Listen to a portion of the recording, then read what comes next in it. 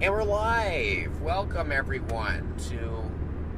That's a dumb intro. And we're alive. And we're live. So nasally. Hi. I forgot to put it in a different folder, but it's Zoom 2. Okay. So And we're alive. And we're on the road, hunting for allocated whiskeys Give us the good stuff, please. on a special, extra, ordinary gentleman. Ooh, a special Mobile. extraordinary. Special. Extraordinary. Part of it's recorded mobile in my car. Limited edition release. Special. Cask extra- strength. Extraordinary Cask gentlemen. This is Raw, unedited footage. Oh, we're gonna go through and stop at some liquor stores through the day, spend the day out, getting some stuff, and I think when we get back, we'll have an episode on what we what we find. purchased. So If we do so. yeah, Or if we find anything. Also, road trip advice: don't get coffee at Taco Bell. It's bad. Just never, ever do that. It's bad. hot bean juice Hot bean juice. Hot bean juice. for the breakfast food. The Oh yeah, breakfast- breakfast is pretty bomb. That AM Crunch Wrap though. Yeah. Dang. Two donut Those holes. 2 donut holes Two filled with cream donut cheese. holes filled with cream cheese. Very Yeah. good. Nummy nummy num. Num nums. We'll keep updating this as we go.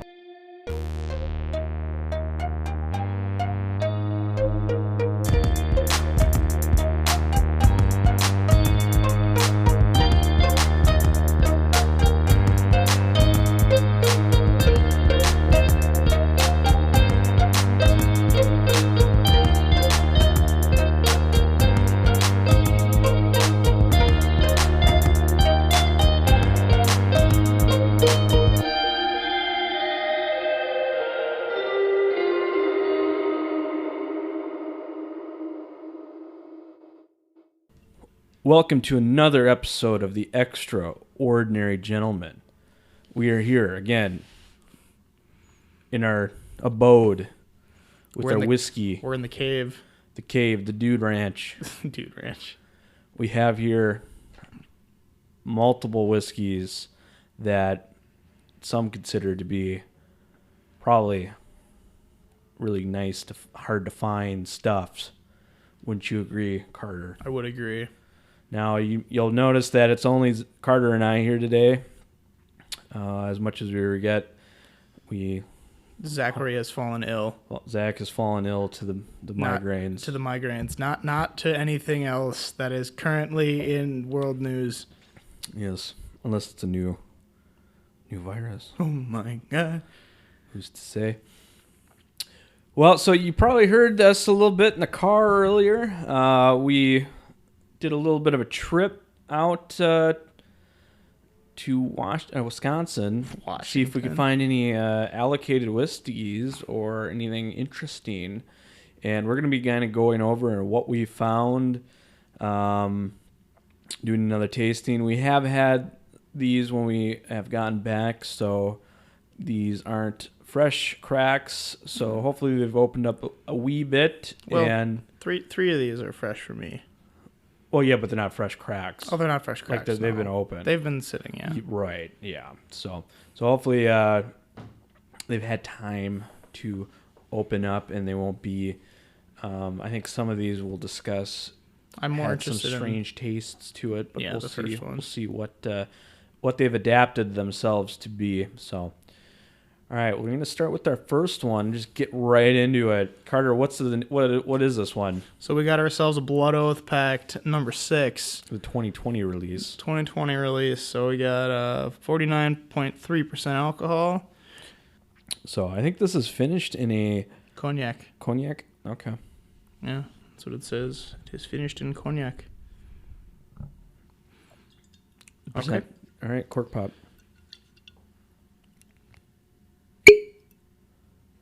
Ooh. Squeaky boy. Nice smell off the bottle. So this retails for about $100. If you're lucky enough to find yourself one, I think we found this one at Total Wine nearby. It's about 100. Yeah, it was about 100. You know, it comes in a nice little box. It's a nice oak box. So, you grab my glass. I may have had a little spillage. Oh, God, it's coming off. Oh, no. I get nice oranges off the nose. I got nothing. Yeah, Dylan is fiddling with his mic stand right now. Trying to do a new setup here, and I think it's ended up costing me. Well, once you get it dialed, it would be great, but... I was trying to go for a little bit of a mobile setup, but we'll see here. All right, off the nose. Definitely cherry. Oak on it. I don't get much of the cognac finish.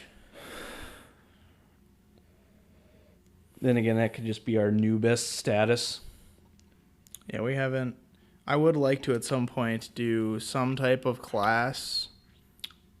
When, you know, we're not all going to die. There's a little bit of a nut finish on it. A little nutty. Some jam, maybe. Maybe that's where the grape's coming from. Or turning into. Grape turns into very woody. Which I've heard that grape can be interpreted as, or oak can be interpreted as the flavor profile of grape. Grape. Yeah. Recently heard that in a couple news things or just like some listening material. Interesting. But yeah, so I don't know if it could be that or if it's got to be the cognac finish. But It's much better than it was the first time. yeah, there's no metallic-y note that you guys were getting from it, right? No. The metallic has kind of been replaced with more of that, it's more of like a grape, kind of woody, a lot smoother. I felt that this was very harsh. You thought it had some sharp notes to it? It is sharp. Really? Yeah. Okay. Yeah, I'm not getting any sharp notes. It's an all-around good. It's subtle on the finish. I think it kind of mellows out in the mid-palate. It's not as grapey or cognac-y as I would have felt that it would have been, or even the first taste. There is a main flavor I feel like it went missing from the first fresh open. I think it's that metallic flavor.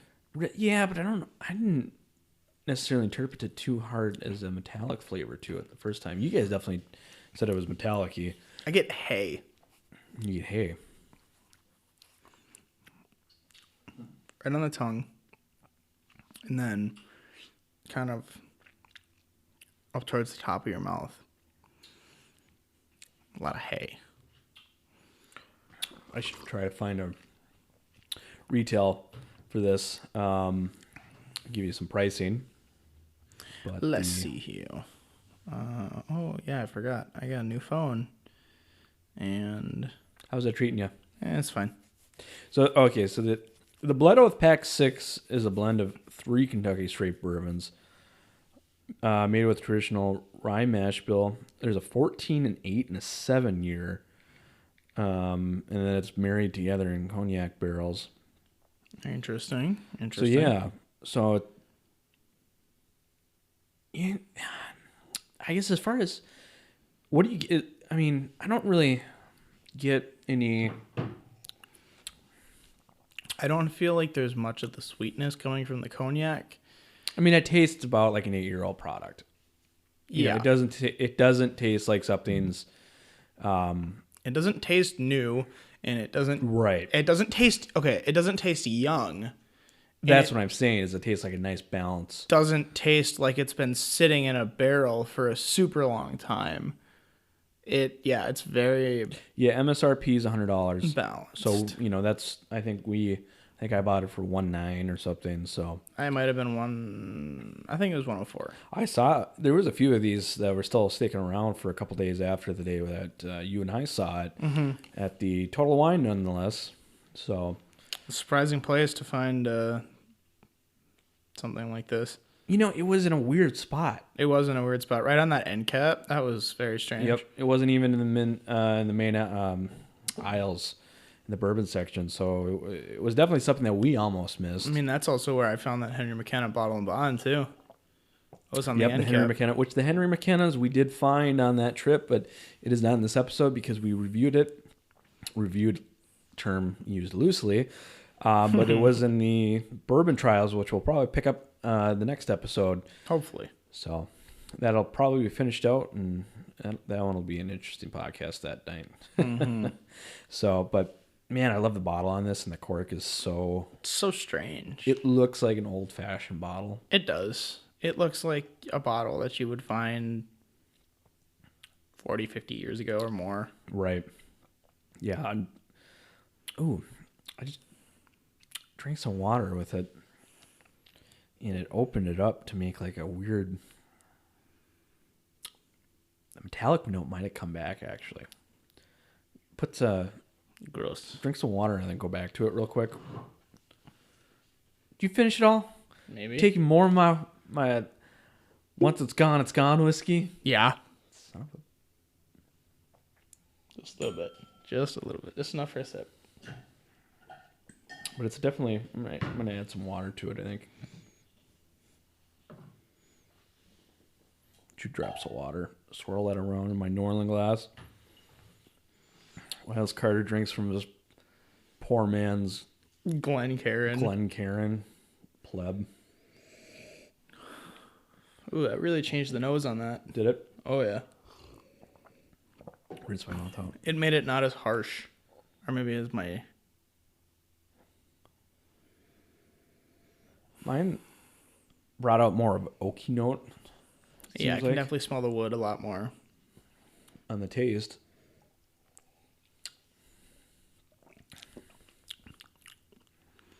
It's sharper on the end.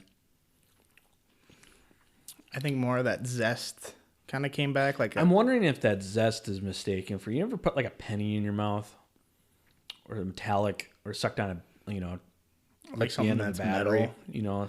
On the end of a battery. Why are you sucking on a battery? Sucking on that batteries. You can't test to see if it's low. If you got to replace your action figure.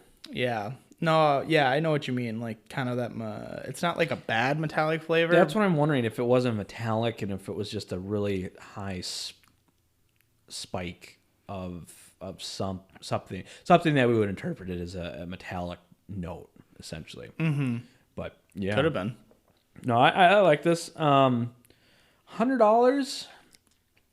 What do you think? I think it's kind of steep. I mean, I think it's good. I just feel like I've had better at a lower price point. Yeah, no, I'm definitely agreeing with you there. As far as uniqueness, yeah, I love the look of it. I think just for the craftsmanship of the box, and also seeing that the labels are hand applied, most definitely. I hate those are cool things, the stuff that makes you want to display it on your shelf. But it's like, as far as the juice inside, I think I'd spend $75, $80. Like, I feel like that's a lot more respectable than $100. But I think but it's a limited edition product, and once it's gone, it's gone. That is true. Type of thing too. So I mean, this is going to be this number 6 is going to be, this is it, and then next year or whenever they're going to come out with number 7, it's going to be completely different flavor profile. It's going to be completely different. So I mean, I think for that point of view, definitely if you're collecting the other blood oaths. Oh yeah, if you're collecting the blood oaths, then yeah, this is most definitely worth to have in your collection. Mm-hmm. I just think that if I'm $100, you just had it's completely different, but I guess in the means of finished bourbon, you just had the Angel's Envy. It was a rye, not a finished bourbon, but you had the Angel's Envy rye. That's $80 to $100, depending on it's a completely different profile. Oh, completely different. But I actually think that's worth $100 comparatively to this. Right. Yeah, and I could see the argument that you can make towards the Angel's Envy. This to me is just, it's good, but I don't know. In my unexpert opinion, it is probably not $100 whiskey. I think together with the box, the bottle, and even though I don't think those justify for things, See, that's yeah. I think it's a one-time purchase. I understand. Yeah, that's what I mean. Because I think it'd be cool because once the bottle's empty, you have a cool display item, and then you also have a really nice box that you. It's got 14-year-old juice in it. Yeah. This just doesn't make up all of it, and who knows the percentages, but Exactly. I mean, it's got what 14, 8, and 7, 6, I think. 6 here. I already forget. But I mean, I think just for the handcraft nature of the limited edition product that you get, That's the coolest part. Once it's gone, it's gone. that's the coolest part. And I think it does necessarily justify the price. Because I mean, I wouldn't mind. And I've never had any of the other Blood Oath stuff, so it was definitely going to be worth the first initial buy. Yeah, and I totally agree with you. Like, if I have no qualms with going into wherever and spending $100 on Blood Oath because it's going to be Right. it's already difficult to find as it is, which is probably driving up the price. And then with a limited release and just like I said, the handcraft nature, I think it's a good buy. But if you're kind of not as starting out your collection, I think it's kind of a steep price to ask for someone who's just getting into it. Yeah, so essentially I think what we're trying to say is for you and me, if we find one, Oh, I'd definitely buy it. we buy it. Oh yeah, 100%. The second one, Maybe. I'm probably not going to buy a second one. I didn't. I passed up I mean, probably 2 other bottles. I think I would be interested to try another edition. And that's the thing this is why it made worth it for me buying this number 6 because I haven't had any other editions. Yeah. So, and each edition is different. So, Oh yeah, no, exactly. I would love to see if we could find somehow like a whiskey bar or somewhere that has an older edition of Blood Oath. Well, Probably not. I think Inferno had a Blood Oath. They did. It wasn't listed, if I remember correctly, on the this Whiskey Vault Minnesota in Savage. But they did not have the edition listed, and that was in one of the many that I asked. And they didn't have. And they didn't have it. Yeah. So yeah, I forget what the number 5 was finished at, what the edition was essentially, but in 2019, not 100% sure on that, but yeah, buy it once, and from that point, definitely try it somewhere. But If you can, because I mean, as like I we think said, you definitely try it if you can. A whiskey that you only have the chance to buy one, once a year or one point ever. I think that definitely deserves at least a bar, try or something. So yeah, for sure. yeah, hands down. So, all right. Well, that's the first one of a few. You want to pour the next one for me? I do. I'm assuming we're going this way. Yeah, we'll go that way. Oh, okay. So this next one is going to be cork pop. Yep. That'll be fine. Oh, he's going for another one. It was weak. Weaker. It was It weak. probably sounds the same. So this next one is a Four Roses product that I'm pouring too much. is rare depending on where you are from. Oh my gosh, Mike, everything's just going downhill for this mic stand. Yeah, so this Four Roses is the small batch select. I don't have the bottle in front of me, Carter. Can you read the proof? So this is a non-chill filtered small batch select. So we got crafted from 6 unique bourbons at 52% alcohol or 104 proof. This is making me. So essentially from the stuff that I found out about this is it's a new mainstay in the Four Roses line. Oh, so it is a mainstay. It's a mainstay, but the thing that makes it difficult to fine for a lot of people, including us, is it's only essentially a mainstay, I think, in about 10 or 11 states. Kentucky, of course, being one of them. The ones by us, Wisconsin, Illinois, Indiana. I think Ohio is one too.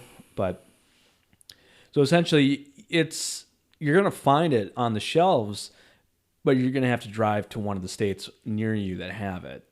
Yeah. So, and this, I think, just released last year at some point too. So I didn't even realize how new of a product, relatively speaking, it was. Mm-hmm. But I've had the small batch. Have you had the small batch Four Roses? I think at some point I've had the small batch. I think it's a 45% blend of all 10 of Four Roses recipes, the 5 different yeast strains they have, and then the 2 different mash bills they have, totaling to 10 different recipes blended all together.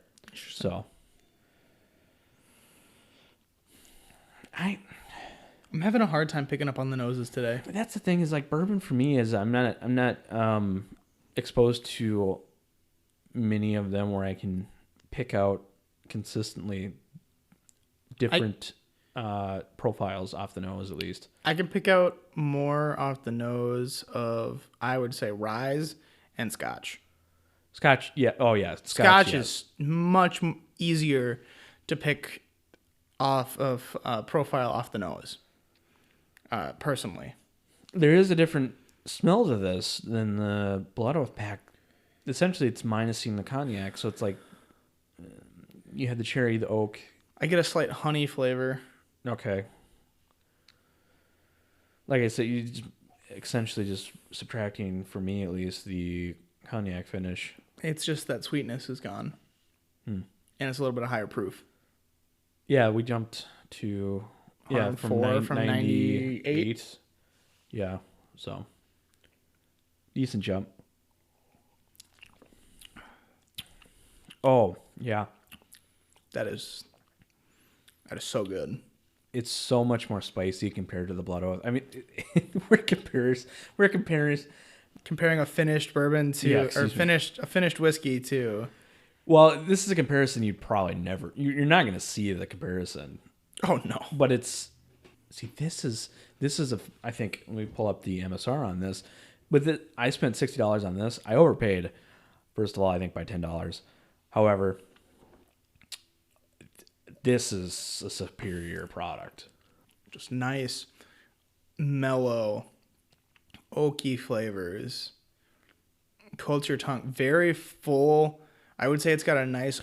The Four Roses is so much more spicy. Fuller body to it. In general. Yeah. I don't know what the mash bill is on this, and I don't know if they released that or not. Well, it's a combination of, well, at least according to what you read, 6 different products. So it's 6 out of the 10. So there must be some type of high rye. That's one of them. Yep. In this, and it just brings out a nice spice. That too, but I think Four Roses too is a much more just overall spicier bourbon. Yeah. Too. So MSRP is $55. So you paid $5 Oh, more. The mash bill, Breaking Bourbon, it lists the mash bill on this is 75% corn, 20% rye, 5% malted barley, 60% corn, 35% rye, and 5% malted barley. So they're 2 different mash bills. 2 different mash bills that they blend to make about 50%-ish rye. So it is right. So that we know for sure that those 2 mash bills are in there, and then whatever the other amount. The other amount is the yeast strains, which we don't know. But so that, I think, contributes to the nice spice. So this is the and I'm just reading this from the Breaking Bourbon. It's the first product released in the last 12 years from Four Roses. From Four Roses, which is probably, I don't know what that one would be, if it would be the single barrel. I bet it's the single barrel. It's probably their last. That seems like they would be their newest. Probably. Not 100% sure on that though. Neither am I. But it's a blend of bourbon between 6 and 7 years. So, two different mash bills, like we know. 5 different yeast strains. It leaves a very nice.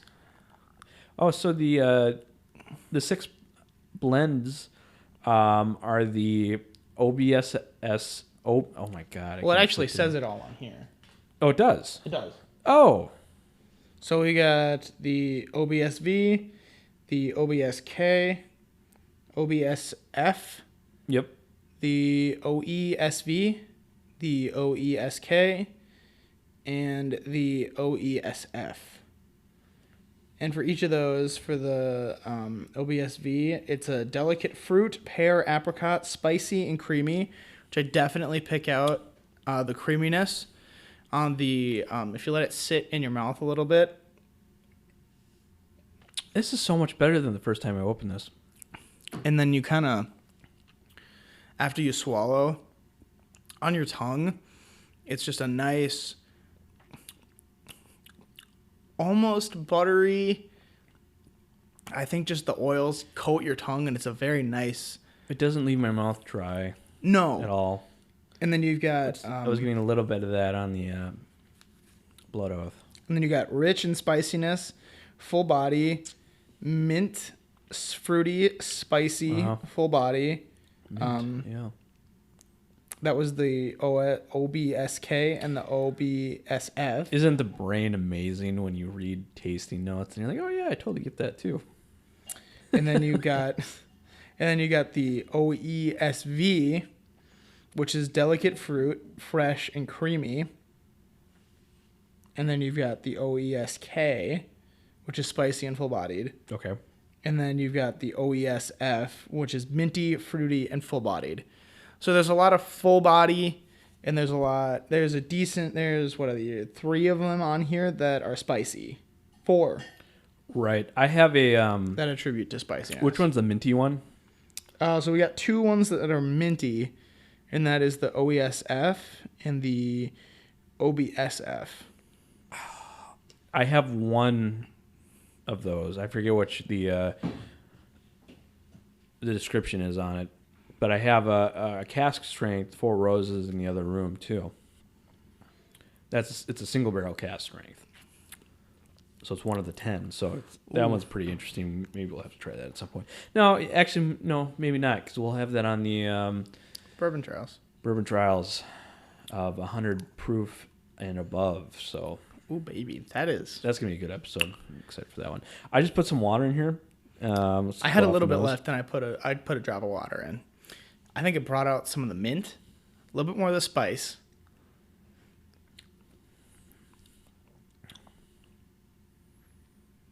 It settled it down for me. I thought I mean, it was still kind of subtle, it calmed it down for me. but I got decent amount of flavor. Oh But- no, the flavor's still there. It just it mild out the spikiness of it, and the spice. It blended the spice into more of the sweet and kind of hid that to me. So It kind of, yeah. that is, I mean, you can't even compare the small batch regular to that one. That one is just It's so much better. so much better. Oh yeah. I'm definitely gonna have to drive to Wisconsin again to get that. Yeah, I gotta find that's some out. more of that. That's so good. So, how's your day going? Anything you want to talk about in the meantime? I still got a decent pour. I know I poured you too much. I'm doing good. Did you find anything? When we went on I don't know. I can't speak today. I mean, I found that Hickory Hill, which I didn't really find, but Somebody pointed it out to you and he's like, "Hey, this is good." Yeah, we had a guy. Me and Dylan were in. Were we here still? Yeah, we were still in the state. We were at total. And at a Total Wine, and I think I was carrying the Blood Oath still. you might have been carrying the Master's Keep. I think I bought both at the same time. Did you buy both at the same time? I think so. Yeah. Okay.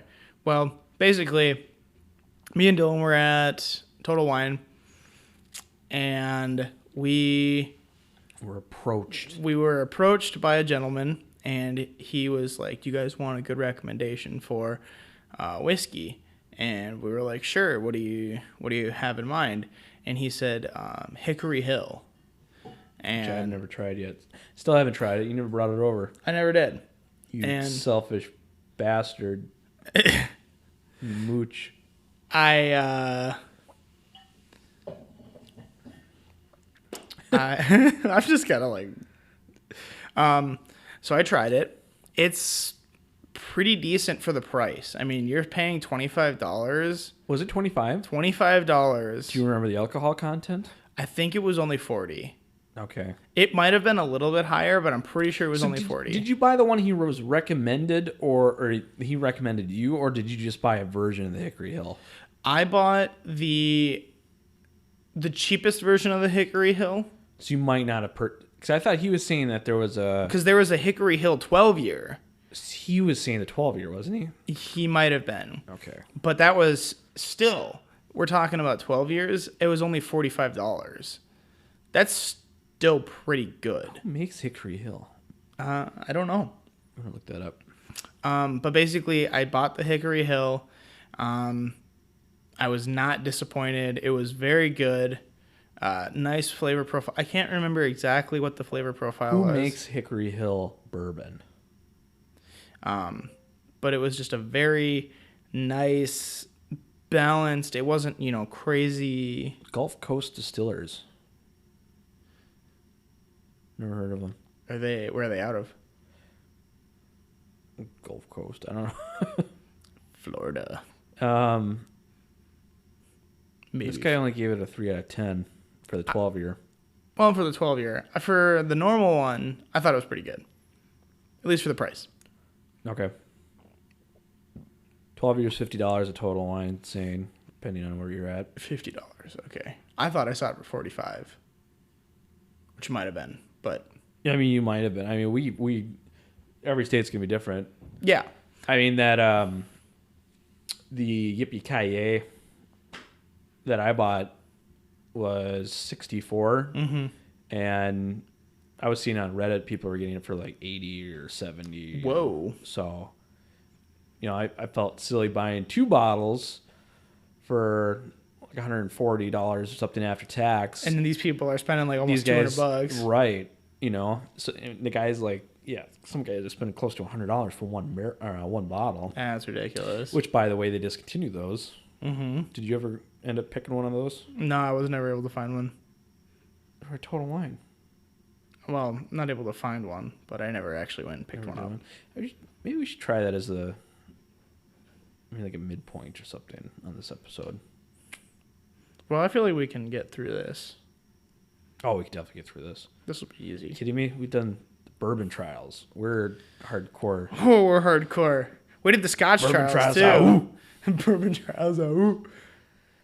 I'm part of me is mad about the episode about the Scotch trials not panning out. That was kind of a bummer. That was fun. But think of all the other bourbon or the scotches that we now collected That's true. for the next That's Scotch true. trials. I can bring my Lafroig now. We can try the Wee Beastie. Yep, we got Ooh. Wee Beastie. That was another one we found Another new release that we got. that is now in Minnesota. It's pretty great. I mean, I thought the Wee Beastie was really What do you nice. think? Have you compared that to the 10-year yet? Of the Ardbeg? Yeah, the Ardbeg 5 compared to the 10. I have not. Okay. I have a almost empty bottle of the 10 that I didn't feel like it was a fair comparison, but I think the 5-year makes the 10 just taste like candy and really smooth out. I love the 5-year and I love the 10-year. I need to compare the 10-year and the 5-year when the 10-year is new. Is a new bottle. Yeah, see, I personally don't own a 10-year. Right. So. But it's like the 10 years. I was talking to Brooklyn, who's been on the episode before. That bottle is like $45 new. Mm-hmm. He was thinking it was like 60, 65. That is like one of the best deals. Scotch. Oh, yeah. It's just so far. It's a 10-year-old product from Isla, $45. That's pretty great. It's amazing. I mean, I feel like if you were to get anything from like How much was the Lafroig you bought? Lafroig? That's a non-age stated. Yeah, it is. Is it age The stated? Lafroig is age dated 10 years. Oh, excuse me. Never mind. Yeah, How much was the Lafroig? The Lafroig was at least $60. Was it? I think so. I think you overpaid for that. I might have overpaid a little bit. It might have been 55-ish. Okay. I don't remember exactly, but it was definitely. But I mean, Lagavulin 8, I think, is it's like $40. Yeah, exactly.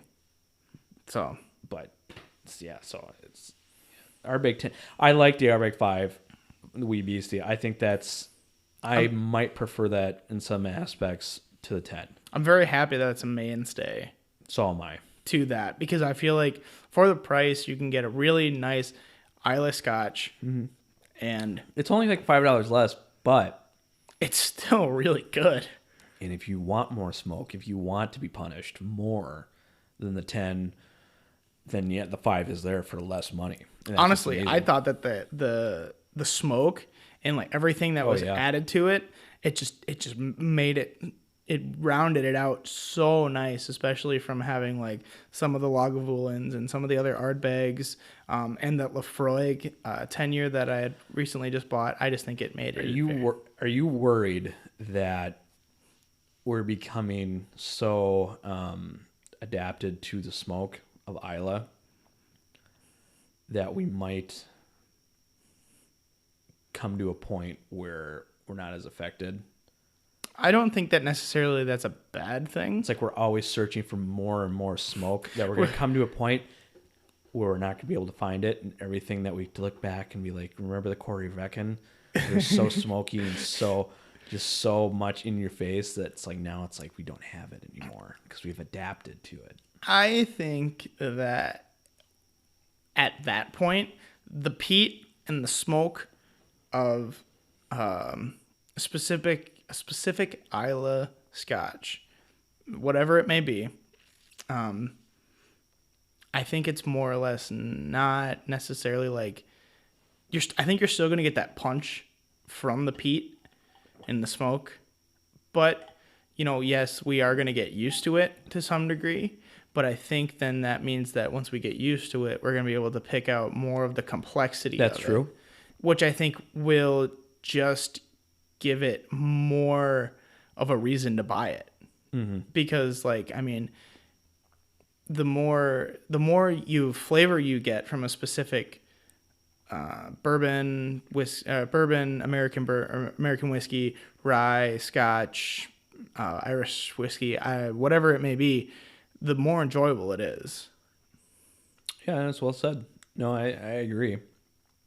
I just know I'm going to also miss the fact Getting punched in the getting face, backhanded by the smoke and peat, and it's just like, oh man, it's kind of fun. Just like you're just like let the good times roll. Your first sip, and it's just like boom. You're like, whoa, that's a lot of smoke right there. Catch me outside. It's just like it just hits you real hard in the face. Yeah, no, it's an amazing thing. I'm excited to try this next one. All right, I'm gonna slam this. I could go grab an infinity glass. No, I could drive to Wisconsin to get this again. I know. This is the other one that we found back in the state once we got back in Minnesota. I love this bottle. So cool. Oh, for sure. Bottle is amazing. The bottle is amazing. We've had the rye, not on the show, but we've had the rye before version. The cork doesn't help either because it's just ridiculous. You could kill 12 adults with that. You can maim a squirrel by throwing this at it.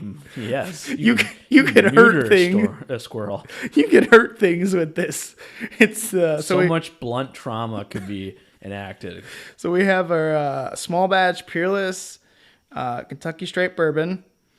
So we got 109 proof. So when we did our little road trip out to Wisconsin, we actually found this when we got back at an MGM. At an MGM in what was it, Woodbury? It was Woodbury. Yeah. By the Total Wine. So which we found more Henry McKenna at the Total Wine. Yep. So we found Peerless Bourbon. We found Henry McKenna Bottle and Bond, and we went to the Lund's Byerly's liquor store. So pour me some of that, and then I got a theory that I'm about to throw at you. Okay. Well, your cork. This is why we need Zach. Zach would be nailing the cork pops right now. I'm sorry. I'm so used to. I'm just okay. Cork pop.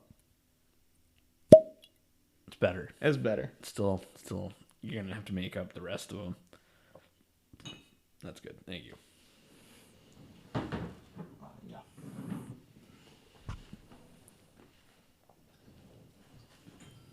This bottle pours nicely too. It's got a good feel to it. It's got some heft to it. Like Oh, the bottle we're talking itself about meme is and squirrels with the cork. hefty. Good. The You could do some damage with that bottle. You It's could name just, a that's just larger squirrel with the bottle. like, the bottle is just like ridiculous. It's lamp material. You It make some really lamp is. material out of that thing. That would be an awesome lamp. So this is as far as I know, no age stated. Does it say straight on it? Or what is the actual title on this? So it does say straight bourbon. So it's at least 4 years. It's at least. Otherwise, there's got to be an age statement. Read the back. Just make sure there's not, saying like 2 or something years old on it. But yeah, no age stated. It should be at least 4 years old. Barrel proof. If it does stay straight on it, I don't have the bottle in front of me. I'm trusting. Non-chill filtered, strictly sweet mash, no water added. Remember to speak into the microphone because I'm not sure if we're going to be able to catch all that. That is true. So we've got non-chill filtered, strictly sweet mash, no water added, barrel proof. It's got Stalin on the front. That's not Stalin. It's not. It just kind of. It does look like him. Yeah, there's no. Drink bourbon. It's good for health. I mean, he's got a serial number. No, Peerless is doing some amazing stuff. Non-chill filter, sour mash. I think This isn't a sour mash. No, it isn't. No, this is it's strictly sweet mash. Oh, I think that means. I think that means that they make. It's a new yeast every time. Crap! I'm gonna look that up. Sweet mash. That's what it says. Strictly sweet mash. Okay, we're at the mercy of the first web link I click. It's got a nice amber color to it. Oh wow. Whoa. That morphs in your mouth. That's amazing. It starts off very orangey. Slowly turns into kind of a in the middle palate. It's very spicy. It almost turns into a tobacco-esque flavor on the end. Like the aftertaste. It's very, very tobacco-esque. Wow. That is one heck of a... So it says that the sweet mash whiskey does not use any backset in the fermentation process. They cook their grains, add their yeast, and let it ferment. The sour mash process is a standard in the industry. There's less that can go wrong.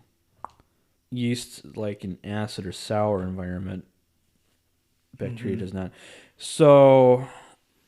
Is it basically saying that the yeast can thrive better it sounds in a like sour that, mash than it can in a sweet mash? It sounds like, and I'm not 100% sure on this, but it sounds like a sweet mash does not raise the acidity of the mash. Mm-hmm. So it does put it at risk of bacteria getting in there too. I see. And then completely change the flavor, make it bad.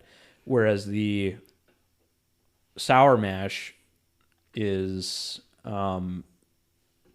they cooked our grains and then added in there, and then the bacteria essentially isn't present. Yeah. It can't get there. So that's what it sounds like. So Interesting. but yeah, so. Oh, yes, my theory. I was going to talk about my theory. Yeah. So my theory is, essentially, we've found all this product. We went to Wisconsin. The only thing, essentially, that we left with was the Four Roses Select. And this. That's true. We'll get to that one, too. And this. That's true. Yep. And the Wee Beastie. But Wee Beastie is here now, so. Wee Beastie is technically here. Essentially, in if we waited a Minnesota now. week. If we would have waited, well, how long was it since we went? 2 weeks? 2-3 weeks? Today's a 2-week date. Okay, so yeah, if we would have waited 2 weeks, we would have had Wee Beastie here. No, because I was the total last week Okay, so when I then- bought Nick's gift Yep. and a 28-year-old Scotch from Isla that is sitting in the other room. Ooh. That Okay. especially saving. We're not opening that. Well, I'm saving that. I'm sure it'll be on the podcast at some point, but it is going to be reserved opening for a special occasion that maybe Hopefully, it happening. will happen soon. Oh, I think it's going to depend on the mood I'm in I see. on the 15th, essentially. Okay. But I think that's probably the most likely situation that's going to be opened at. Interesting. So That's not Nick's gift. no, That's no. something separate. Nick's gift. I'll tell you what Nick's gift is. I already know what Nick's gift is. So then- 'cause it's well- the Delmore. You got to play along with the podcast. The podcast doesn't know. Oh, I'm sorry, Gotta play podcast. along.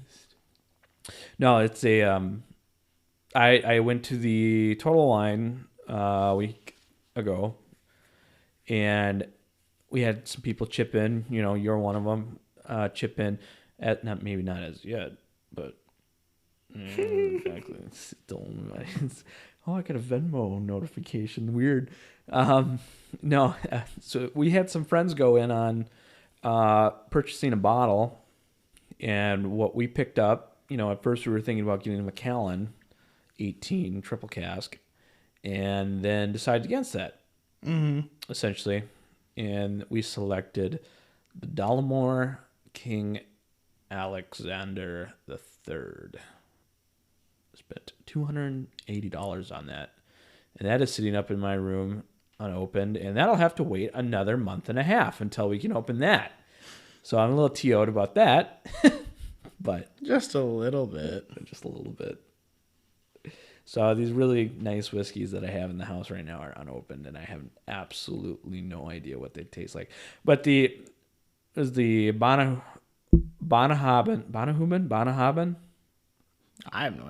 Banahuben, 28-year cast strength, sitting up on the shelf right now, waiting to be open at some point. But so that's what's up right Cool. now. But I still haven't got to my theory.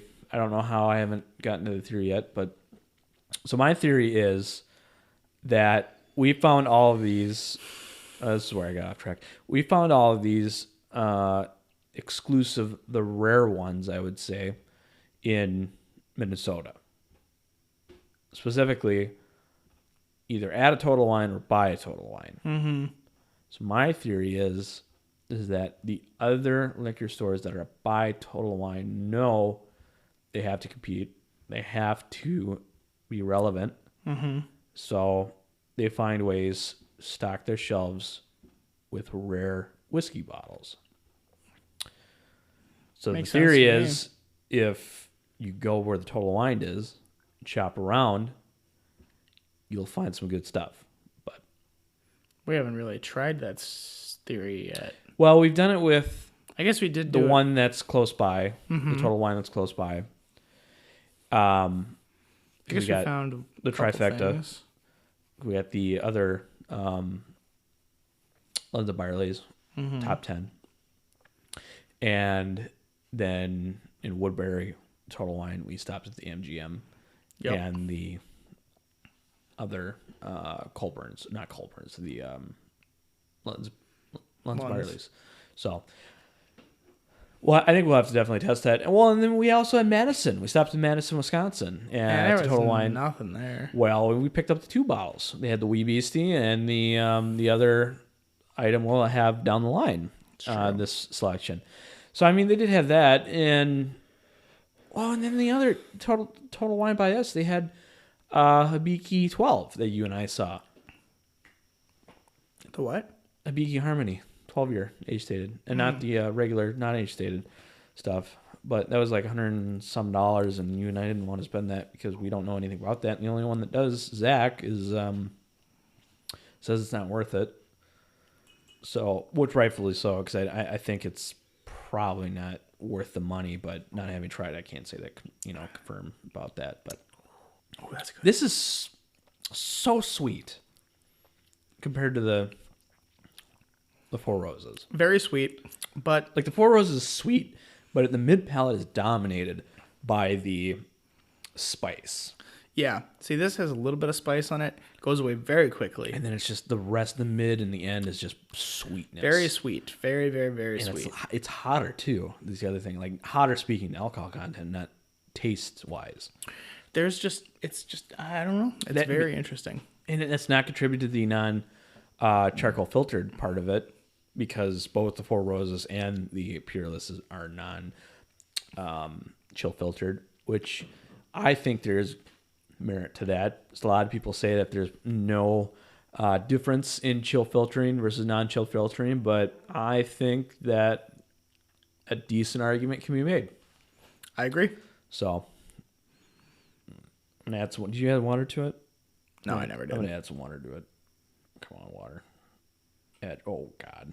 A lot. Yeah, we'll see what happens. I added probably like 4 or 5 drops to it. I have like half an ounce. Is that the next one? No, I'm just getting it out. Okay. That might be the next one. What's the alcohol? No, that's the next alcohol content.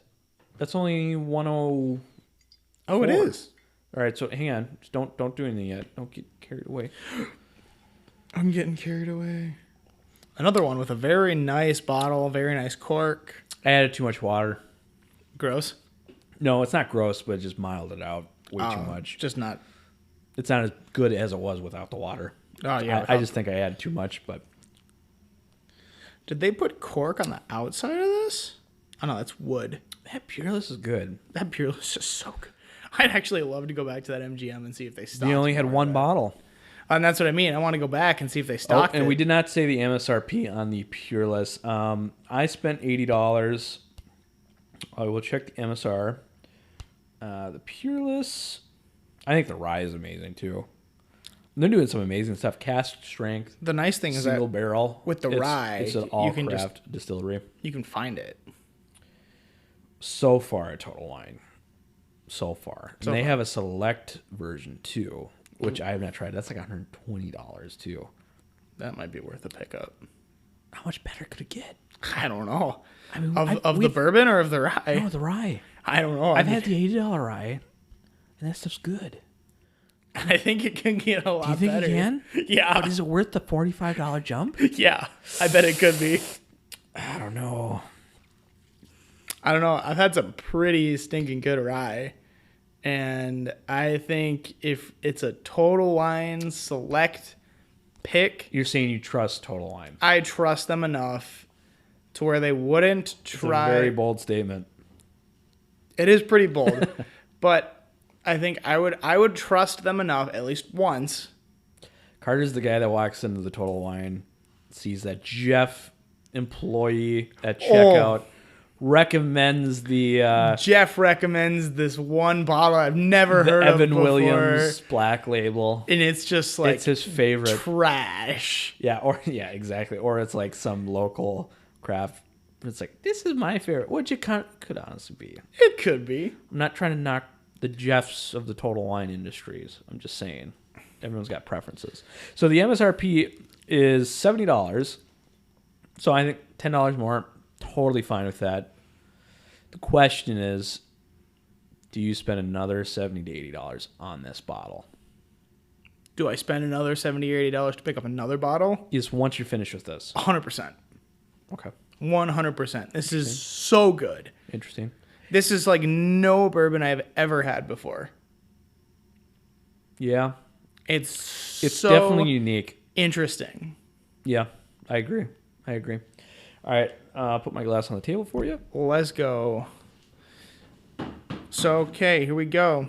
Next two products we got Wild Turkey. This is a big one. This is a big This is one. actually a big one. This is a big one. We have had this before. Like I feel like the only big ones so far for us have been the Blood Oath, and then definitely this one. So we got the Wild Turkey Master's Keep. Definitely Decades. The decades. If the Master keeps the line, the Decades is the edition. Decades is the edition. Oh, okay. So we got the Master's Keep, Decades. So we got 104 proof.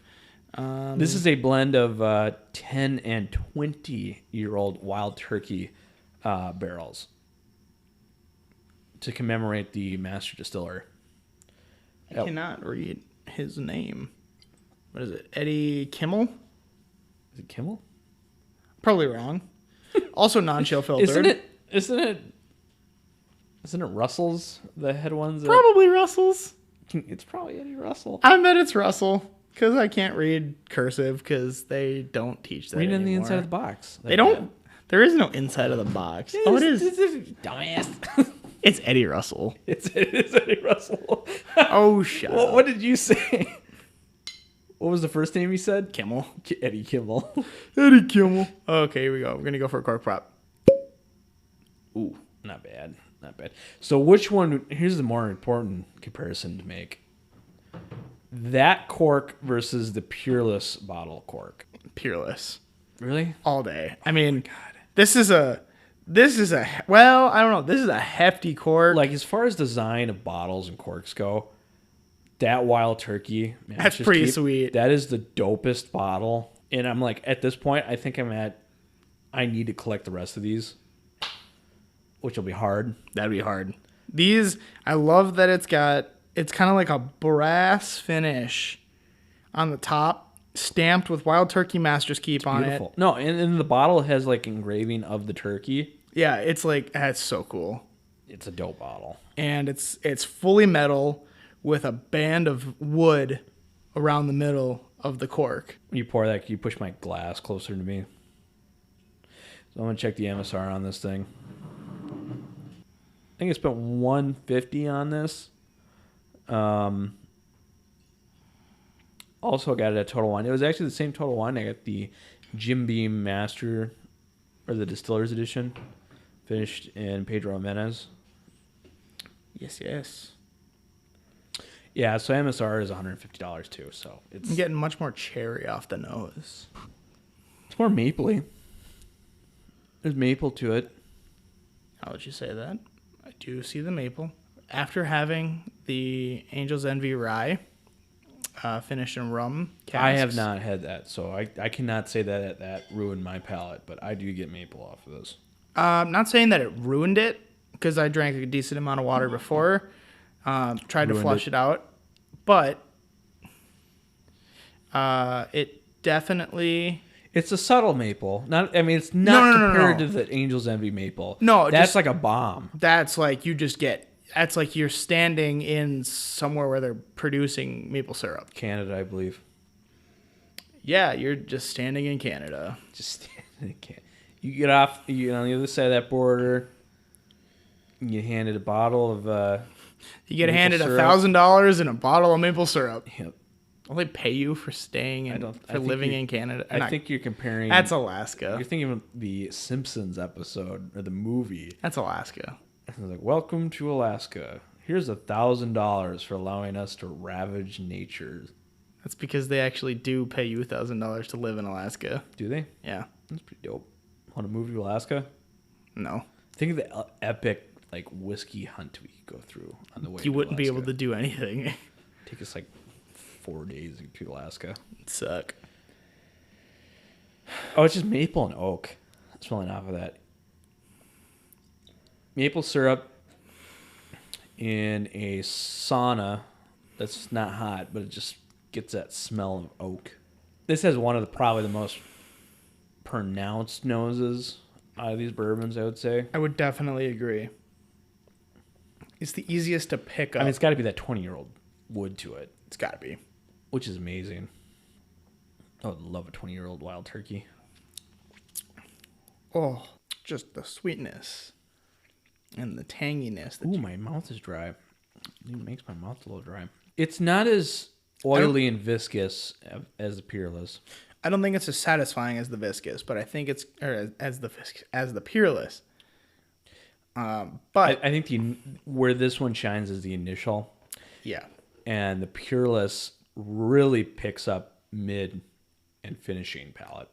This is the beginning and then loses itself and fades away in the mid palate and finishes kind of leaving your mouth a little bit dry. It doesn't have much on the end, at the finish or in the mid palate. But the flavors that it does have, There's chocolate. in the front, You mean chocolate? Which I think, to me, the question is it, I taste Baker's chocolate. yeah, no, it's not. It's not creamy and sweet. No, It's bitter. it's A bitter chocolate. Which I'm thinking, would you get chocolate note while mixing cherry and oak? Because that's what it seems like. It's like a bitter chocolate. I do actually think you could get, because just from the nature of the charred barrels and the natural cherryness of some of the bourbons, I think that you could they would blend well enough together, especially from that 20-year and 10-year. They would blend well enough together to make a Cohesive. chocolate taste. And it's like a heavy maraschino cherry. It's not like a candied. It's like the No, it's like- Luxardo Yeah. syrupy cherry mixed with like wood. Yep. And that's where I feel like the oak, like the chocolate bakers or the chocolate's coming from. Because I think about this and I'm like, oh, it's a blend of 10, 20-year-old product. I would love to know how much of the 20 years used. But even so, I'm thinking 10 year and comparing to 20 years, and I'm like, oh, it's only 10 years old. That makes a big difference. But I'm putting the 10 year in like the same comparison as like it's a 4 or 6-year-old product. Yeah. But it's 10 years old still. Mm-hmm. The youngest stuff in there. And then 20 years old on top of that. It's such a... Is it 10 to 20 years old? Or It's a blend. It's got 10-year-old and 20-year-old stuff. But So it's 10 to 20 years old. So there could be something else Is in it? there. I thought it was a 10 and 20. It says 10 to 20. Oh, because I thought they were trying to... Okay. So it could be something in between. Well, I'm sure it's in between. I just thought that it was 10 and 20 years because I thought there was supposed to be like a 30-year anniversary of something to commemorate. So rather than putting a 30-year-old bourbon in and have it be $500,000, $2,000. Whatever, how much It's it just would like, well, be. it's got 10 and 20 to commemorate 30 years. Yeah. But that makes sense. Okay. So, yeah. So there's probably like some 15, 18, something. It's got to be. mixed in there. Depending on what words they are using to describe it, for sure has other bourbons in there between the 10 and the 20 years age statement. But whatever it's got in it, it's phenomenal. It's good. It's definitely good. But it makes me appreciate how amazing that Peerless is for $70 to $80 For the price, I mean, you're going. We're comparing oranges to pears. Yeah. And then to grapes again, in sense of what we're Yeah. doing for bourbon. But it's interesting to know what your money can get and then compare it accordingly. And I mean, yes, you are getting a probably much different flavor profile because this is also a luxury bottle. Yeah. No, there's no question about that. And I would probably definitely spend $150 on this. It's very good. Also non-chill filtered. I don't know if it doesn't say anything about what kind of mash it's made out of, if it's a sour or sweet, or depending on how they I'm not ferment. familiar enough with bourbon in general, but especially wild turkey to say any of that. I'm not familiar with their mash bills, but it's got to be sour mash. I mean, that's like the most common. Probably. But so you're saying that if you saw one at Total Wine, you're going to get your regular whatever bourbon, your daily drinker, and you saw this, you're going to drop down $150 I'd drop $150 on this. to pick this up. Oh yeah. I mean, I definitely wouldn't drink it every day. No. This is definitely special. Kind of like the Blood Oath. This is something that if I had guests over or someone from out of town and I was like, you have to try this. It's a special I think that's where I get collector's more of my bourbon. Right. I think that's why I like some of this whiskey. Well, rephrase that. I think that's why I get some of this whiskey is to enjoy with others. Because I think on my own, if I was just going to buy this for myself, I could never justify buying this by myself. right, if I was only going to enjoy it by myself, Yeah. it's not worth the price. But I do agree with you. I think it's something that you pick up if you are into bourbon, into the collecting, into the story behind it, sharing it.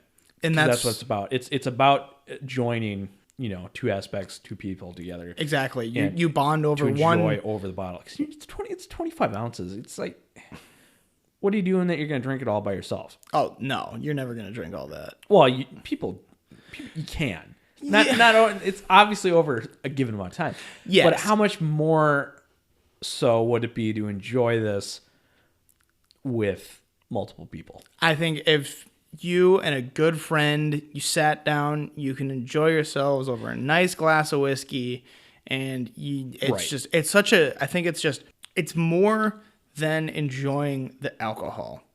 It's enjoying the alcohol with the people. It is enjoying the alcohol. Yes. It's the people. It's more or less enjoying the company of a good friend. Right. Plus, you're having a very, very nice, And that's what we kind of said last episode. balanced Camping bourbon. stuff. It's half of it is what's in the bottle. The other half is what's going on outside. Yeah, I would say half, or maybe even a little bit more, and then half is the experiences that you're having. Because you can have some great experiences with Jim Beam White Label. Yeah, exactly. Or with Evan Williams Black Label, or anything. Because we know. I mean, like the Peerless. We've said it. I think I would pick that up over the Master's Keep. And if I'm drinking that by myself, yes. Off of enjoyment. Yes. Just off a taste, that's better. It's different, but it's better. It's different. But I do agree. I think that it is, someone that isn't to the point of essentially knowing, they're not going to know what sweet mash is, sour mash is, what chill filtered versus not chill filtered. They're not going to appreciate that. Yeah. But they are going to appreciate a fancy bottle in a box. And they're going to be they're going to know whoa, that this is something that they should at least think they appreciate. Versus where if you grab Peerless, they might think, oh, it's just another bottle. The box almost signifies to somebody that isn't a bourbon or just a whiskey enthusiast that it is something that is special and should be cherished. Exactly. And it kind of sets the tone. That's what I appreciate about it too, is like same with the Blood Oath or with the Maker's Mark Distillers edition, or honestly, I would say even with a Lagavulin, like the Nick Offerman edition, or honestly, like an E.H. Taylor. Anything that really comes in a bottle, the bottle comes in a container, like a box, or like one of the tubes that they come in, that I almost feel signifies something is special. And some of it might not necessarily make it special, or that it's expensive. Right. But but that's part of the marketing too. That too. And I think that's where we're going off of is the marketing that they use. It's it's brand, it's advertisement. It's meant to draw your eye. And that's the thing. I think it in some cases it has its place. It can really set the tone. It draws attention even after it's been purchased. Yeah, I mean, and that's the point. It's supposed to strike memory, strike a reminder to someone that even if they've had it at someone else's house, that once they see this on the shelf, be like, I remember this.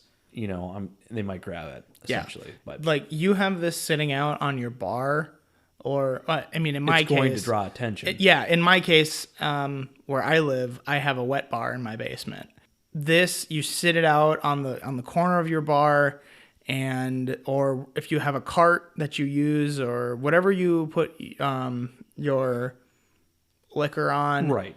This is going to be like, you're going to have company over or guests, and they're going to be like, wow, that's a really nice box of bourbon. And they're going to probably have some questions about it. Mm-hmm. And I mean, other than being necessarily a conversation starter, it's also just kind of like it's a focal point. It's a focal point. That's what exactly what it is.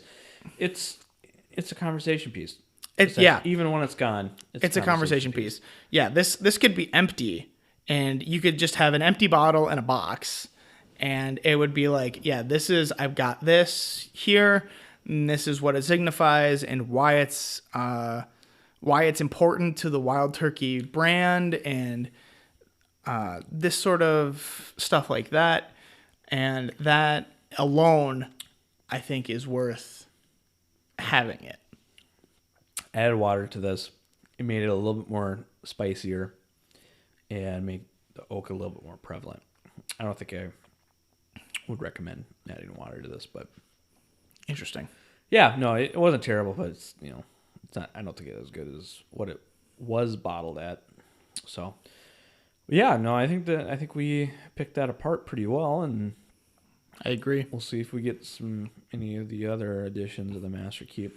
Yeah, I'd love to see if they were to, if Total Wine, or if we were to go somewhere else, or if we were to find another Master Keep at a local liquor store or something like that. I would love to try it just to see.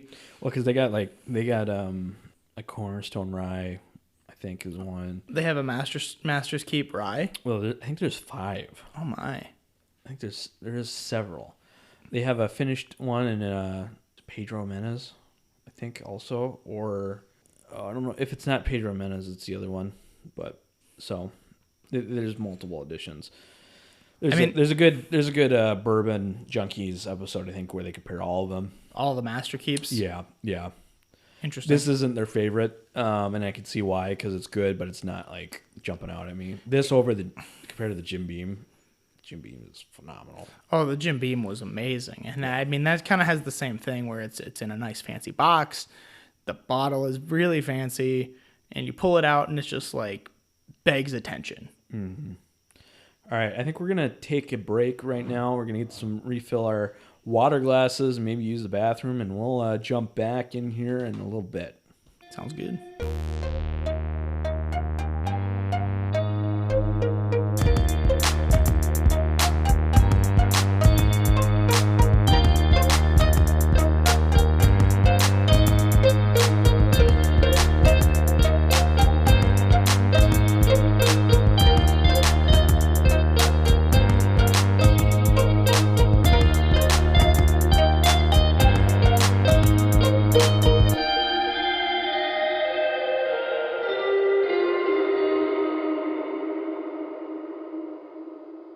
And we're back from a break.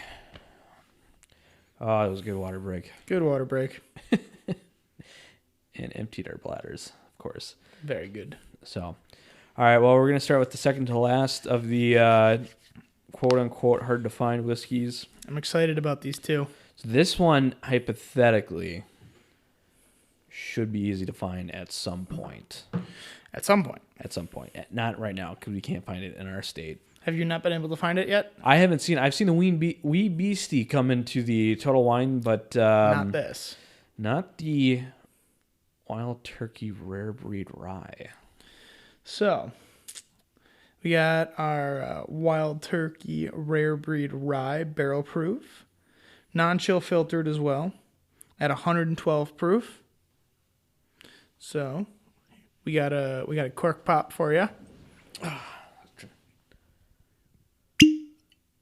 Yeah, it's not that great. It's a little squeaky. Nothing special. Push that one towards me. No. There, Captain. Oh my God.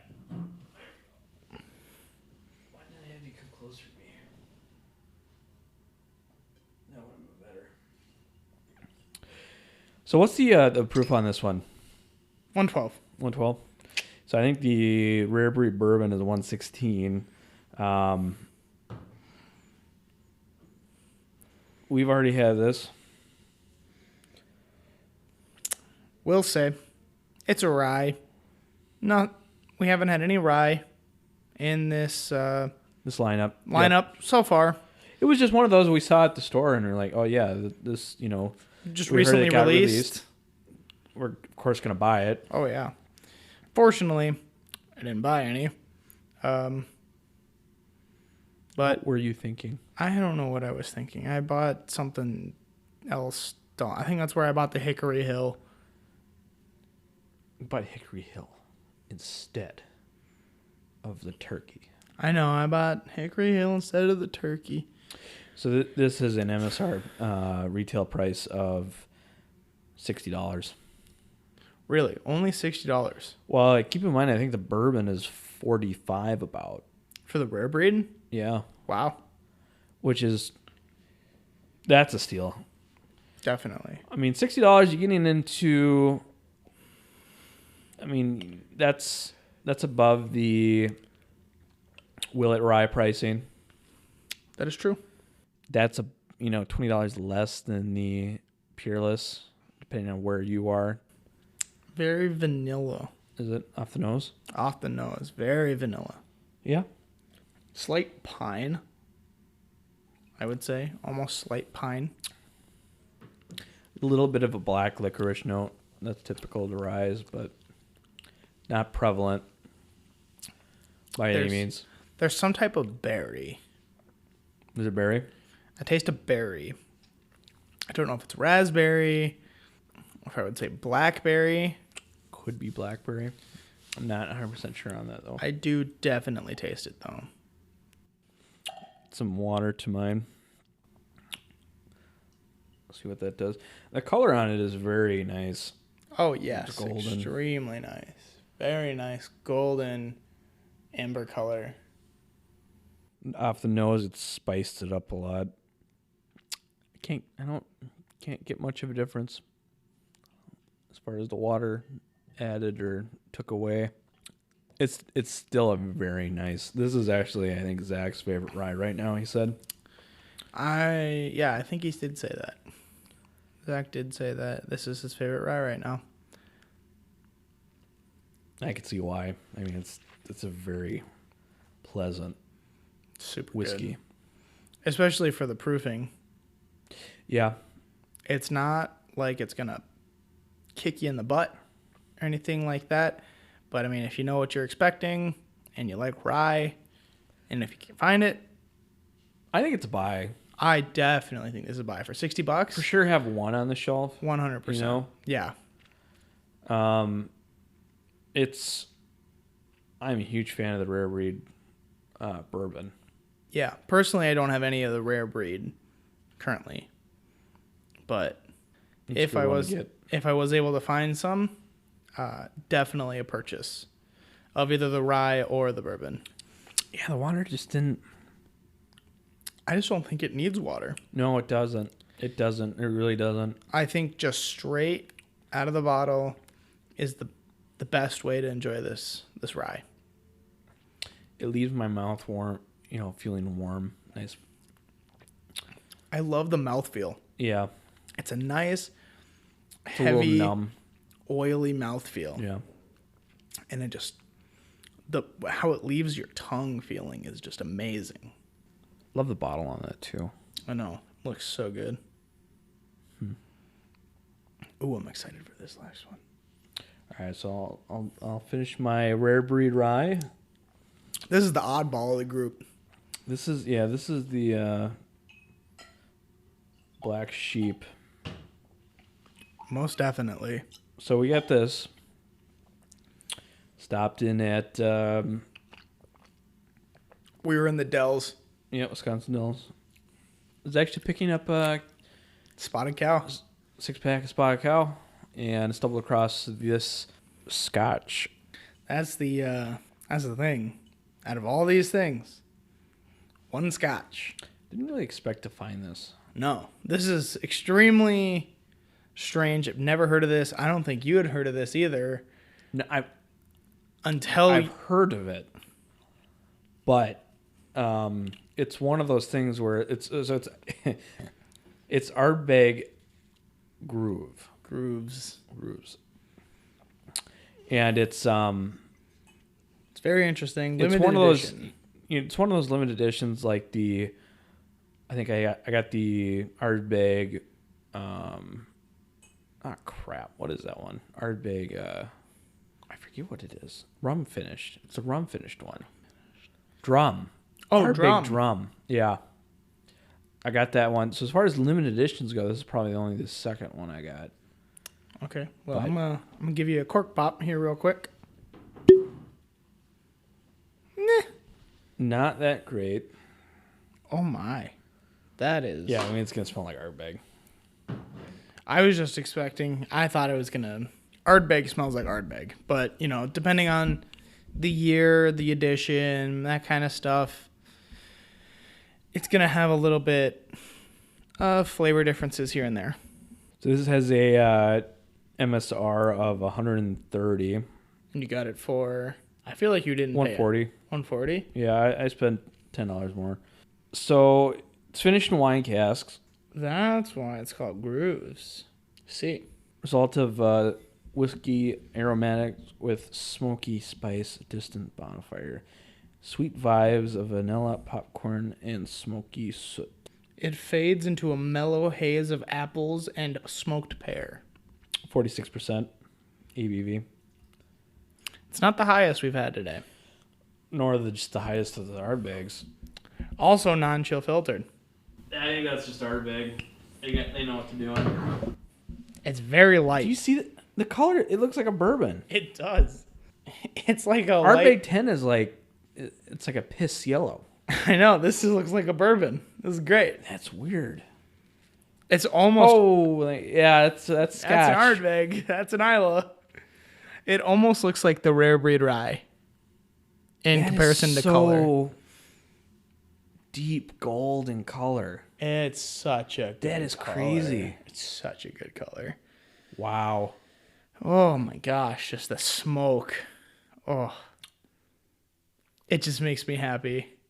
I actually got popcorn on that. On the end. Buttery popcorn. Yeah, buttery popcorn. Wow. Because the alcohol's drowned out. Oh At yeah. this point. Because we've got, 54, 50, what was it, 114 on the rare breed? 12. 112. So 124 proof. Was it read on the bottle? Oh no, it was 112 proof.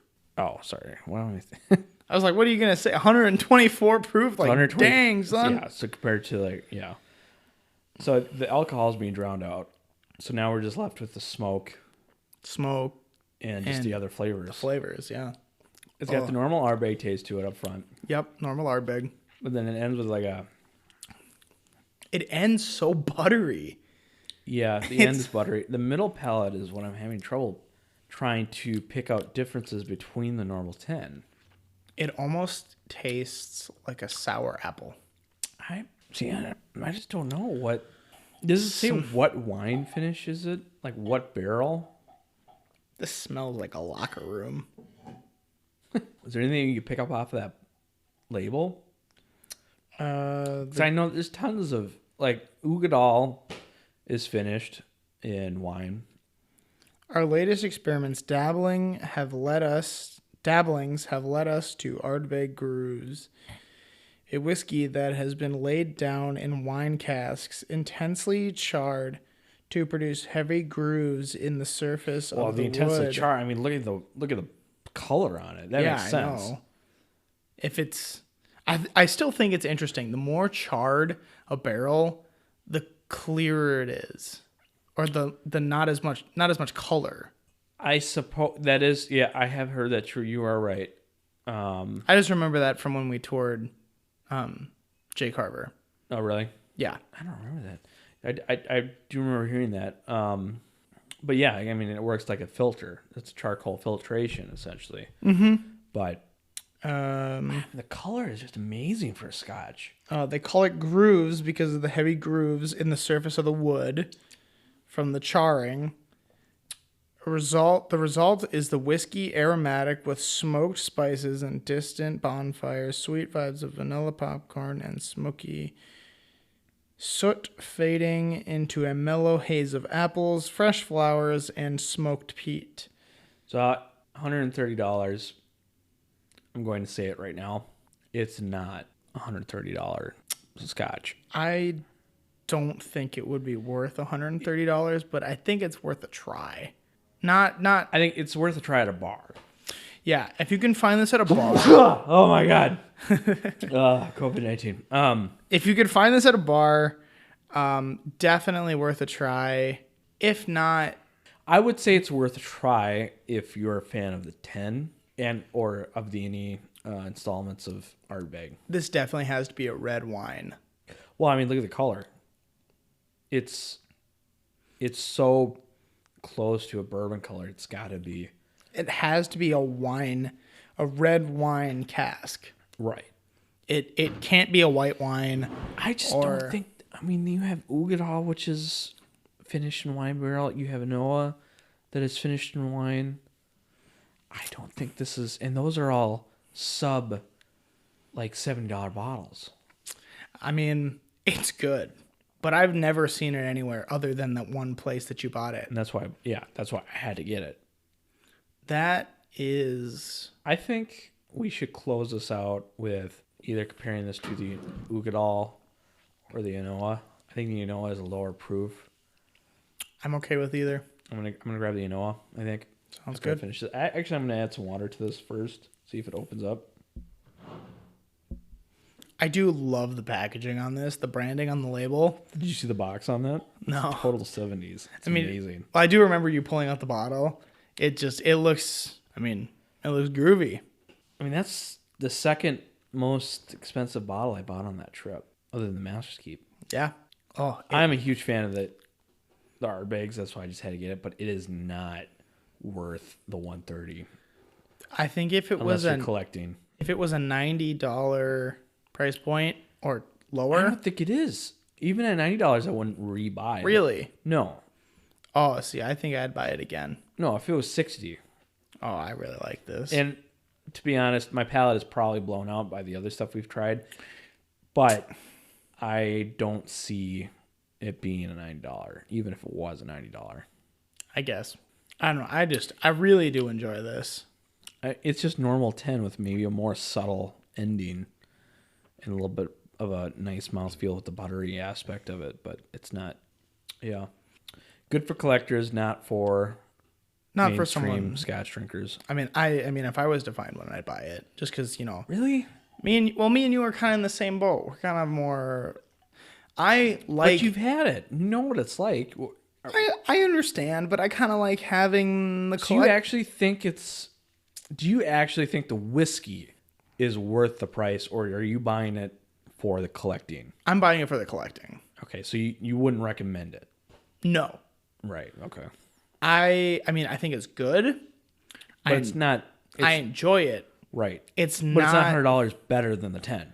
No, like knowing how the 10 tastes and the comparison to a peaty Scotch from this Ardbeg Grooves to the 10, it's too subtle of a sweetness that it gains to really make a difference.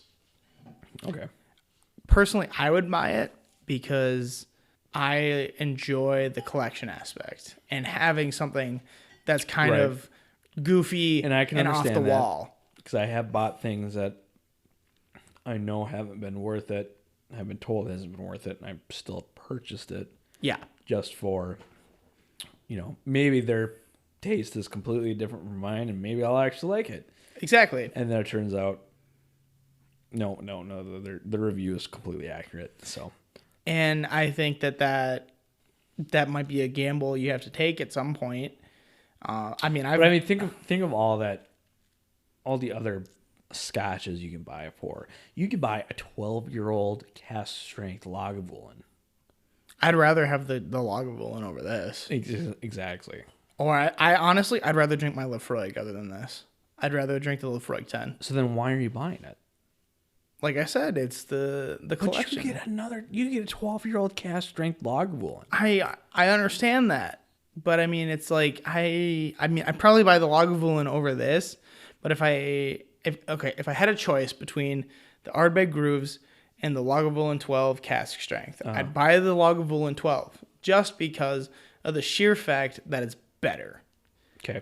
Like I said, the collection aspect, if I already had a Log 12 cask strength, or if I had an Ardbeg 10-year, or if I had like Ardbeg Lore, or not Ardbeg Lore, Lafroig Lore, or if I had any of the other Ardbegs, or So you're okay. Like we established, you're collecting. it's more of a collection thing. But it's not. It's a priority only if it's the last bottle, not as far as if you're tasting stuff and you're looking for an actually good Scotch, best bang for the buck.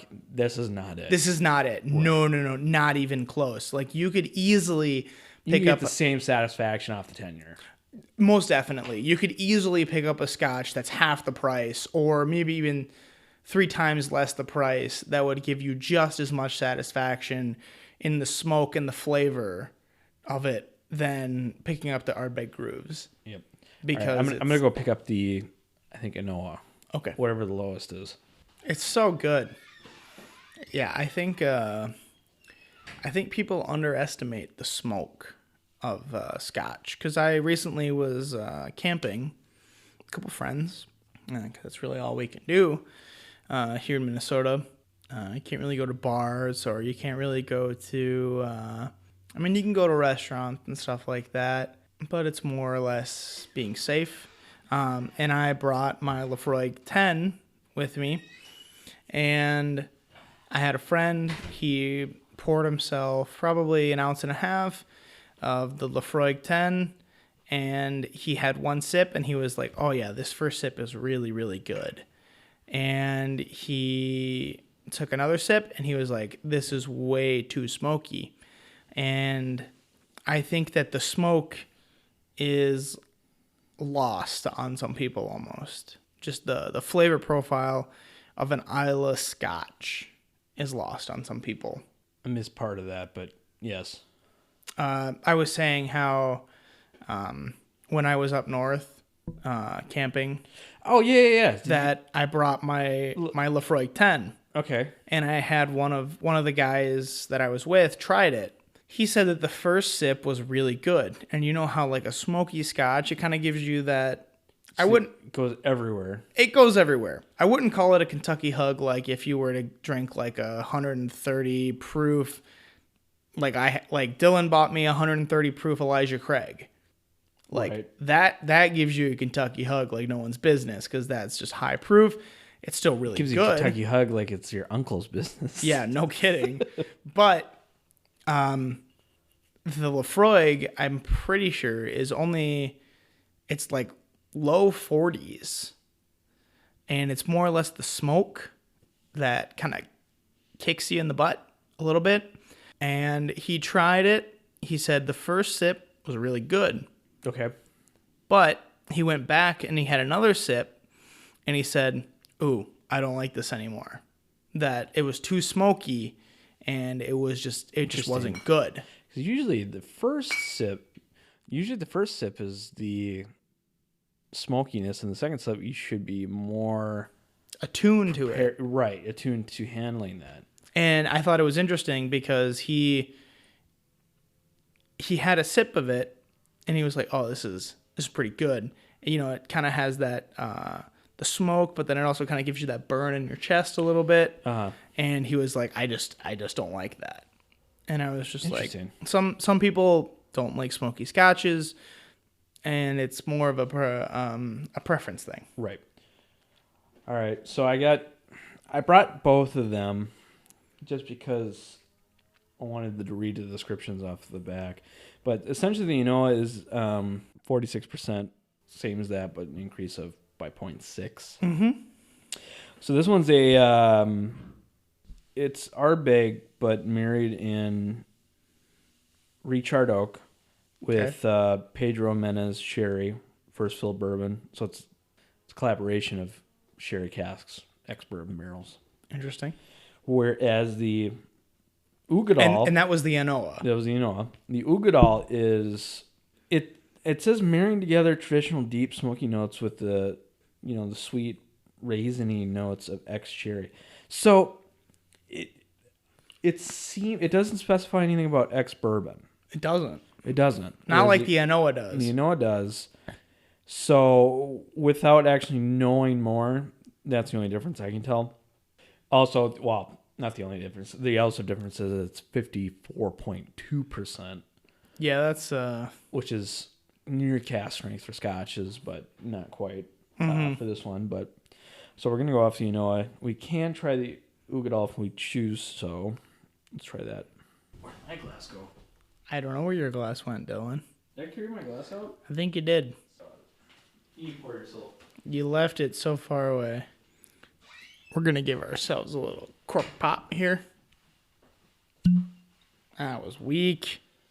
Oh my. I poured myself a little bit too much of that Anoa. We should go to Dairy Queen after this. Dairy Queen. You want Dairy Queen after this? Eh. No? Oh, I forget you're on a... Are you hungry after this? No.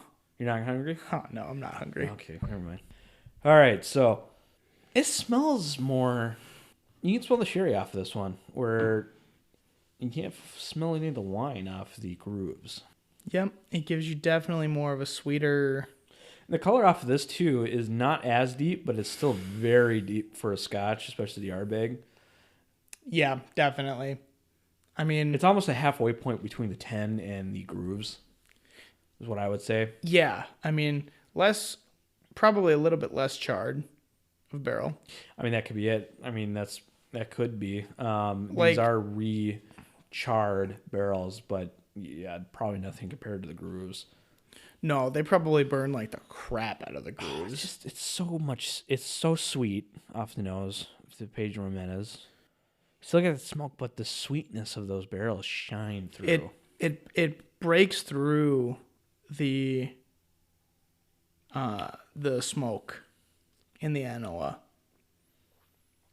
This is sweeter. The mid palate is sweeter, not by much, but it's just. You almost don't even taste the smoke or the peat. I think we're used to it by now, but yeah, it's just like. This is just better. It's better. It's better. It's better. Was the Anoa a limited edition? No, the Anoa is a mainstay. See, I would buy that. I would much prefer buying the. I would much prefer buying the Anoa over the Grooves any day. I mean, granted, the Grooves has more interesting packaging. The limited factor. The limited factor, yes, there is that, which harks back to the Anoa is $57. Yeah, no, the Anoa blows the Grooves out of the water. So you get a marginally higher alcohol content boost. You have the more dominant Pedro Jimenez sherry casks. We should do an Ardbeg episode. We're gonna have to, because this is where we can compare these two side by side. I would like to go in this fresh, without having tasted 5 other bourbons, or 5 other whiskeys. That's the thing, is we'll probably do, if we're gonna do it, we're gonna do 5, 10 Anoa Grooves, maybe then the rum finish. See, that's the thing, is that I want to go in just drinking scotch. That's the thing that I have. Smoky scotch. Just the Ardbeg. Because I think that, I mean, going from the Blood Oath all the way to the rare breed rye. This is so drinkable after hitting so all those good. higher alcohol whiskeys. It's so good. It is so drinkable. This is like honestly, I could have. This is just the best. Oh, man. It's so good. What was the advertisement for the Lafroig? It was like kissing a a walrus or something. I don't remember that. They have some of the best advertisements for Scotch. Lafroig does? Yeah. It's Yeah. like mermaid's bathwater. It's like one of the taglines. Mermaid's bathwater. And it's I love the fact it just leaves you. You drink it, you swallow it, and then you breathe back in and exhale, and it's just like a smoky ham. It's amazing. It tastes like a spiral cut honey ham. It sounds so amazing right now. That sounds so good right now. This is amazing. But $57, and it's just like the Grooves is not. Like I said, because it's a limited edition, yes, it's going to be a little bit more desirable. Yes, it's going to be possibly more interesting. From our perspective, not as good as the Anoa, probably not as good as the It's Ugadal. more than double the price. Yeah, more than double the price, and you get something that isn't necessarily as good as... It's worse, at least from right now, the perspective. The Anoa is definitely better. It's more prevalent on the finish. 100%. It's definitely blowing the Grooves out of the water right now. But I mean, for what you have in the Ardbeg lineup, that's sub Ardbeg has $80. I think Ardbeg has some of the best staple. I mean, because what you've got Anoa. You've got Ugadal. You got the 5-year now. And the 5-year. You've got You got Corey 10. Reckon. Is Corey Well, Reckon? 5, 10. 10. Then the Anoa in Anoa. pricing. Then the Ugadal, Yep. which we'll get to. And then the Corey Vecken. Those are the mainstays. Yep. And then everything else is a limited edition. And the Corey Vecken is still under what? 90. 90? I think it's 85 I just looked at. Still, I mean, you're getting Which is it. a better product. I would always okay, $87.99, so 88. It's still hard to justify. It's $100 whiskey. There's no doubt. It's almost cask strength. Exactly.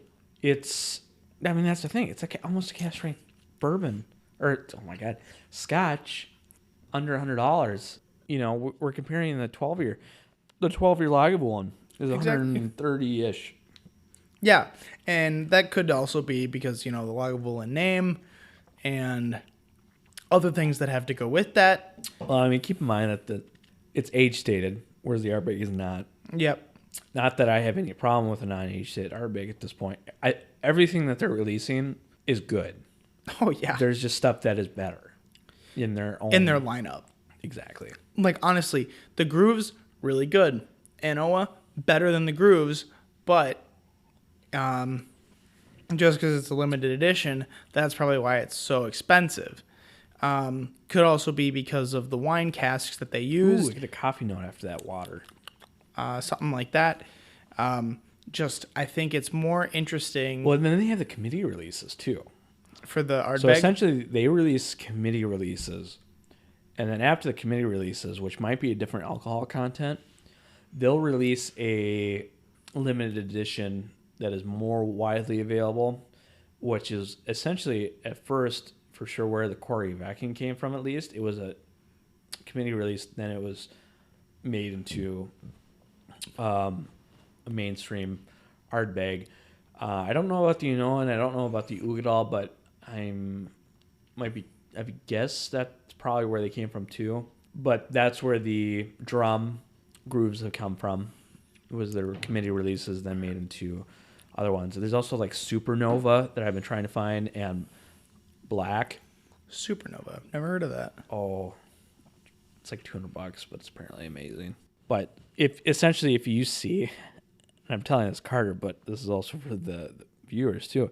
If you see an Ardbeg that's a limited edition, You might as well as buy it. much as it contradicts what we just said about the grooves, buy it. Because that's where I'm at right now. It's just the chance of it being amazing is pretty high. That's the thing, is that Ardbeg, as a distillery, really no matter what, the Grooves, yes, it's highly priced, doesn't change the fact that it's still really good. But it could have been the best. Could have been best. Could have been the best. That's a chance. We could have paid $130 and it could have been the best Islay Scotch we've ever had.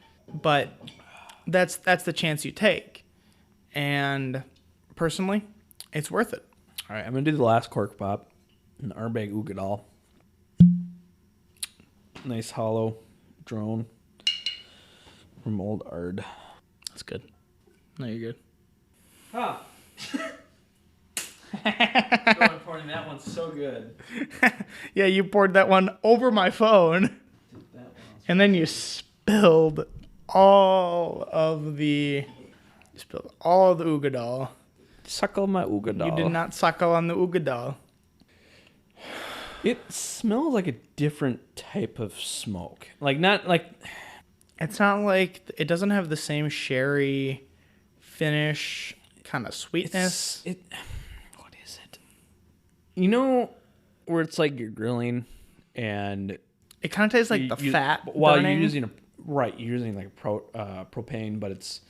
You get... Every once in a while you get the smell like you're grilling something and whatever is dripping down on the burners is burning. Yep. Where this one smells like you're burning charcoal.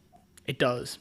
That's what that is. Like that type of different smoke. It's like a charcoal, but it's like after you had put like either a really marbled steak. Yeah, you're burning stuff, but it's the Or- charcoal burning what has fallen down. Yeah. Whereas the other one's like a propane. Yeah, it's like a marbled steak. That's the fat of the steak is kind of coming down and dripping off, or a burger. Look at the color on that thing. I know it's. Is that that might be darker than the Anoa? It might be. I think. I think it is. I think it is.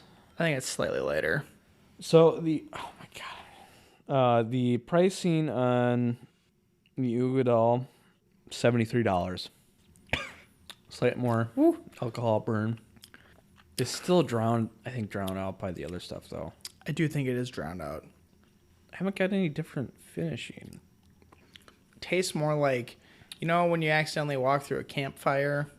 No. And you kind of What did you say? not walk through, but The smoke. The smoke. Okay. When the smoke wafts towards you when you have a bonfire and you slightly inhale it, you kind of get that like it's a smoky flavor. That's more what this tastes like. It tastes more like a bonfire.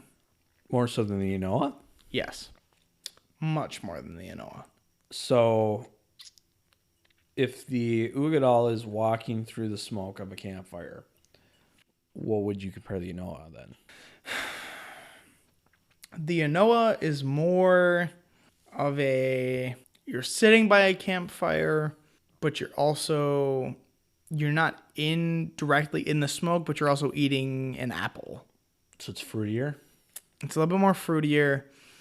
It's got more of a sweet, interesting finish to it.